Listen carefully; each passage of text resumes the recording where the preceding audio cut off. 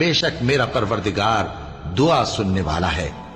ए परवरदिगार, मुझको ऐसी तौफीक इनायत कर कि नमाज पढ़ता रहूं और मेरी औलाद को भी ये तौफीक बख्श।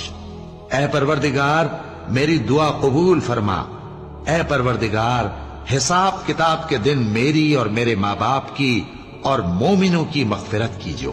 और मोमिनो, ये ना समझना कि ये जालिम जो काम कर रहे हैं अल्लाह उनसे बेखबर है। वो इनको उस दिन तक मोहलत दे रहा है जबकि दहशत के सबब आंखें फटी की फटी रह जाएंगी और लोग सर उठाए हुए मैदान क़यामत की तरफ दौड़ रहे होंगे।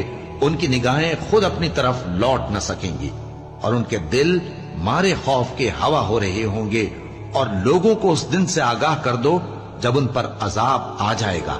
तब जालिम लोग कहेंगे कि ऐ हमारे परवरदिगार, हमें थोड़ी सी मोहलत अता कर ताकि हम तेरी दावत तौहीद कबूल करें।